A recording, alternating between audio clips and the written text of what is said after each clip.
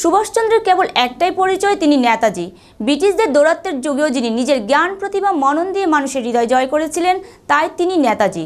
যার জন্ম আছে, মৃত্যু নেই। এই মহান দেশপ্রেমিকের 129তম জন্মদিনে এশিয়ান টাইমসের তরফ থেকে নেতাজির জন্মদিনে তার প্রতি রইল আমাদের শ্রদ্ধা।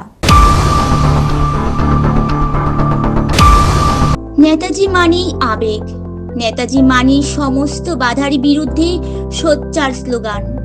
রবীন্দ্রনাথ বলেছিলেন, উদয়ের পথে শুনি কার বাণী, ভয় নাই ওরে ভয় নাই, নিঃশেষে প্রাণ যে করিবে দান, ক্ষয় নাই তার ক্ষয় নাই। ভারতবর্ষকে কেবল প্রত্যাশাহীন ভালোবেসেছিলেন যিনি, তিনি নির্দ্বিধায় সুভাষচন্দ্র।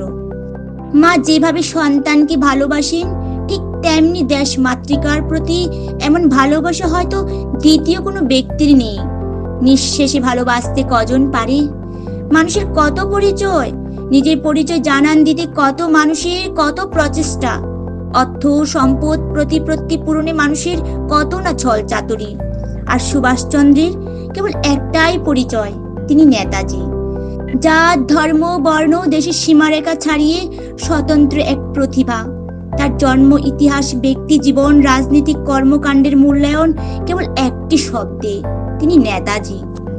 নেতাজি আবেগের অপর এক নাম, যার নাম শুনলে আজও মানুষের গায়ে কাঁটা দেয়, যার একটা হাক আজ লক্ষ মানুষকে ঘর থেকে বাইরে আনে। দুই পরস্পর বিরোধী শত্রু যার কথাতে একই রকম রোমাঞ্চ অনুভব করেন, কিংবা দীর্ঘদিনের বাক বিতণ্ডা ভুলে একে অপরের গলা জড়িয়ে ধরেন, তিনিই নেতাজি। যে দেশে আজও হিন্দু মুসলিম বন্ধু হতে পারেনি, যে দেশে আজও কোনো কৃষকের চরণ স্পর্শ করেনি কোনো যোদ্ধার, সেখানেও যার কথায় সমস্ত বাক্যবান রুদ্ধ হয়ে যায়, তিনিই নেতাজি। নেতাজি কি করেছিলেন? এক কথায় বললে, এই মরা জাতিরই জীবনে প্রাণ সঞ্চার করেছিলেন। যারা রোজ একটু একটু করে মরে যাচ্ছিলেন, তাদের প্রাণে নতুন করে বাঁচার প্রেরণা দিয়েছিলেন তিনি।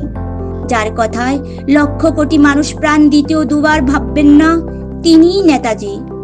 ভারতের ইতিহাসে অসংখ্য নেতা এসেছেন, নানা কর্মকাণ্ড করেছেন, কিন্তু দ্বিতীয় কোনো নেতাজির হয়তো জন্ম হবে না।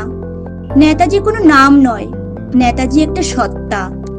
আমাদের প্রতিদিন একটু একটু করে মরে যাওয়া প্রাণে যিনি জল বর্ষণ করেন, তিনিই সুভাষচন্দ্র। উদ্দেশ্যহীন পথ হেঁটেও যার কথায় ক্লান্ত হয় না মানুষ, তিনিই নেতাজি সুভাষচন্দ্র বসু। নেতাজি মানে স্পর্ধা। ব্রিটিশদের দৌরাত্ম্যের যুগেও যিনি নিজের জ্ঞান, প্রতিভা, মনন দিয়ে মানুষের হৃদয় জয় করেছিলেন, তিনিই নেতাজি। ভারতের রাজনৈতিক ইতিহাসে নেতাজির ভূমিকা ইতিহাস সচেতন মানুষের কাছে সর্বজনগ্রাহ্য। দেশের সার্বিক বিকাশে বহু মানুষের প্রভাব তো আছেই, কিন্তু একজনের চিন্তা চেতনায় মানুষ আজও পরিপূর্ণ আস্থা রাখেন, তিনিই সুভাষচন্দ্র। সুভাষচন্দ্র কেবল একটা নাম নয়, সুভাষচন্দ্র একটা জাতির, একটা দেশের গৌরব, একটা দেশের শক্তি। এই একটা নাম মাহাত্ম্যই যথেষ্ট লক্ষ কোটি মানুষের হৃদয়ে প্রাণ সঞ্চার করতে। 128 বছর আগে জন্মেছিলেন, কিন্তু ভারতীয় সভ্যতায় কয়েক শত বছরেও যার নাম অক্ষয় হয়ে থাকবে, তিনি নারী পুরুষের মধ্যে সীমাহীন কর্মশক্তি দেখেছিলেন। তিনি দেশের যুব শক্তিকে নতুন এক দেশ গড়ার স্বপ্ন দেখিয়েছিলেন। বিদেশি আধিপত্য বর্জিত এক নতুন সমাজ গড়ার ডাক দিয়েছিলেন। সুভাষচন্দ্র তাই কেবল একটা নাম নয়, সুভাষচন্দ্র এই দেশেরই নামান্তর। জয় হিন্দ। নিজস্ব প্রতিনিধি রিপোর্ট, এশিয়ান টাইমস।